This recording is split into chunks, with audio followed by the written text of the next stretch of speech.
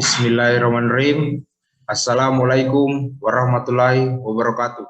Salam sejahtera untuk kita semua. Perkenalkan, saya Laude Asrafil Fajrun, NIM G2D1 20050. Saya mahasiswa pasca sarjana Universitas Saluleu, program studi ilmu manajemen.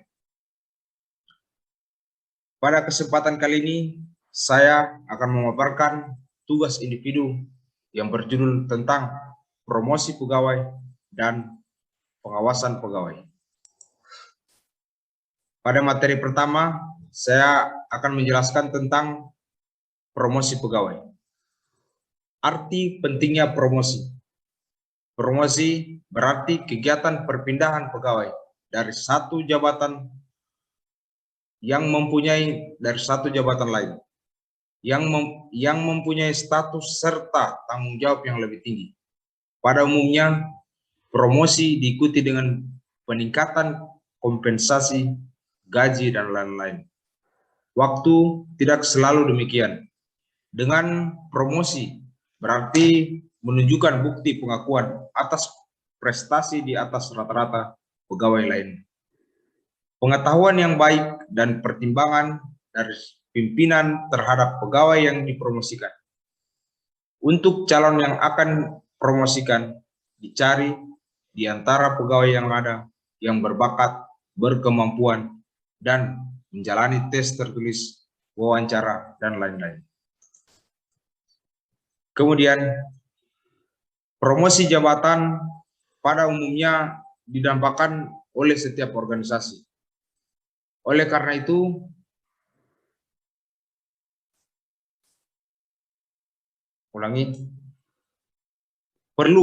perlunya diadakan dan mengandung beberapa item. Yang pertama, ke arah mana suatu jabatan akan menuju, dan yang kedua, sampai di mana jenjang akhir suatu jabatan akan dicapai. Selanjutnya, kriteria apa dan atau persyaratan bagaimana yang diperlukan untuk promosi jabatan tersebut. Pada umumnya, promosi diikuti peningkatan income serta fasilitas lainnya. Tetapi, promosi mempunyai nilai karena dalam hal ini promosi merupakan bukti pengakuan antara lain terhadap presentasinya. Istilah promosi berasal dari promotion yang berarti peningkatan. Dalam manajemen sumber daya manusia, maksud promosi merupakan perubahan pekerjaan atau status atau jabatan pegawai dari tingkat lebih rendah ke tingkat yang lebih tinggi. Perubahan tersebut biasanya diikuti dengan perubahan tanggung jawab, wewenang, kompensasi, status sosial, dan fasilitas yang didapat oleh seorang pegawai. Kemudian, yang mendasari tentang promosi. Promosi bagi pegawai dalam organisasi harus berdasarkan pertimbangan objektif, karena objektivitas promosi akan membawa dampak positif bagi tumbuhnya motivasi atau semangat kerja pegawai lain dalam sebuah organisasi. Bagi penentu kebijakan dalam organisasi, lebih cenderung menggunakan kecakapan kerja sebagai dasar promosi. Dasar senioritas dianggap lebih objektif. Pada kenyataannya, mengukur objektivitas promosi tidak mudah. Umumnya terdapat dua dasar untuk promosi, yaitu kecakapan kerja atau biasa disebut dengan merit, dan senioritas. Kebanyakan organisasi menggunakan dasar senioritas pegawai untuk promosi, dikarenakan yang pertama, mempunyai masa kerja yang lama. Yang kedua, mempunyai pengalaman kerja yang banyak. Dan yang ketiga, mempunyai tingkat loyalitas tinggi terhadap organisasi. Yang keempat, memiliki kejujuran tinggi dibanding dengan pegawai junior. Selanjutnya, kelemahan dasar senioritas dalam promosi. Yang pertama, pegawai senior kadang-kadang atau terkadang sudah statis dan loyo. Yang kedua, pengalaman banyak belum tentu mempunyai prestasi yang tinggi. Dan yang ketiga, sulit menerima perubahan dan perkembangan yang baru. Yang keempat, sukar menyesuaikan diri dengan perkembangan teknologi baru. Pada umumnya, terdapat dua dasar untuk mempromosikan seseorang. Yang pertama, kecakapan kerja atau merit, dan yang kedua, senioritas. Para penentu kebijakan dalam organisasi cenderung menggunakan kecakapan kerja atau merit sebagai dasar promosi, namun umumnya anggota organisasi lebih cenderung pada senioritas. Program promosi hendaknya memberi informasi jelas apa yang dijadikan pertimbangan mempromosikan pegawai dalam perusahaan atau sebuah organisasi. Hal ini penting supaya pegawai mengetahui dan memperjuangkan nasibnya. Selanjutnya, membahas arti dan pentingnya pengawasan. Pengawasan SDM merupakan kegiatan yang dilakukan untuk mengendalikan pelaksanaan tugas atau pekerjaan yang dilakukan seseorang agar proses pekerjaan sesuai dengan hasil yang diinginkan. Pengawasan SDM merupakan kegiatan manajemen dalam mengadakan pengamatan terhadap beberapa hal. Yang pertama, sumber daya manusia yang ada dalam organisasi. Yang kedua, sumber daya manusia yang dibutuhkan organisasi. Selanjutnya, pasaran sumber daya manusia yang ada dan memungkinkan. Keempat, kualitas SDM yang memiliki dan yang ada di pasar tenaga kerja. Kelima, kemampuan individual dari SDM organisasi. Upaya meningkatkan kemampuan SDM dan organisasi.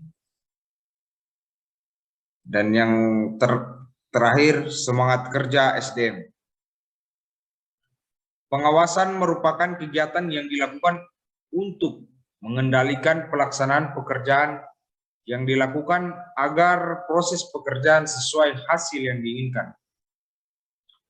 Pengawasan merupakan kegiatan manajerial dilakukan agar tidak terjadi penyimpangan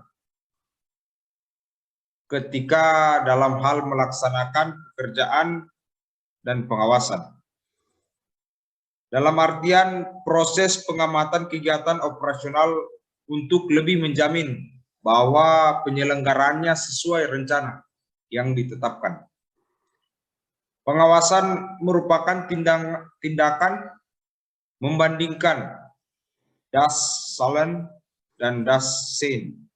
Karena kedua tersebut sering terjadi penyimpangan, maka pengawasan bertugas menyinsalirnya. Kemudian beranjak ke fungsi pengawasan. Pengawasan mempunyai peran penting dalam manajemen kepegawaian. Ia mempunyai hubungan dekat dengan pegawai perseorangan secara langsung, dan baik buruknya pegawai bekerja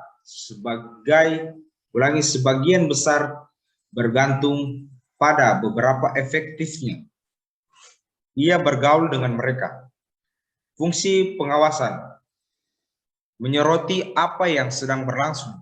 Jika penyimpangan ditemukan, tindakan korektif dapat perhatian manajemen dalam menyelenggarakan fungsi pengawasan adalah membandingkan isi rencana dengan kinerja nyata. Kemudian tujuan dan pengawasan. Tujuan dan pengawasan melekat dalam artian terciptanya kondisi yang mendukung kelancaran dan ketetapan pelaksanaan tugas, kebijakan, peraturan perundang-undangan dilakukan atasan secara langsung. Kemudian jenis pengawasan. Pada jenis pengawasan ini berdasarkan dua pendapat para ahli. Yang pertama menurut Saidam. Yang pertama, pengawasan fungsional dilaksanakan oleh pejabat fungsional atau aparat pengawasan yang secara fungsional tugasnya mengawasi pelaksanaan tugas. Pengawasan yang kedua, pengawasan masyarakat dilakukan oleh seluruh masyarakat yang disampaikan secara lisan kepada aparat yang berkepentingan dan tertulis di dalam media cetak dan sebagainya. Ketiga, pengawasan melekat dilalui oleh atasan langsung terhadap pelaksanaan pekerjaan bawahannya. Kemudian menurut Nawawi pada tahun 2003 menyatakan yang pertama, pengawasan internal adalah kegiatan pengawasan yang dilakukan pimpinan atau manajer unit atau satuan kerja di organisasi dan unit satuan kerja di lingkungan organisasi dan unit satuan kerja masing-masing. Yang kedua, pengawasan eksternal, yaitu pengawasan yang dilakukan organisasi kerja dari luar organisasi kerja yang diawasi dalam menjalankan tugas pokoknya. Berdasarkan pelaksanaannya, pengawasan dibedakan menjadi tiga. Yang pertama, pengawasan melekat atau biasa disingkat dengan waskat, yang menjelaskan bahwa proses pemantauan, pemeriksaan, dan evaluasi oleh pimpinan unit atau organisasi kerja terhadap fungsi semua komponen dalam melaksanakan pekerjaan di lingkungan organisasi non-profit.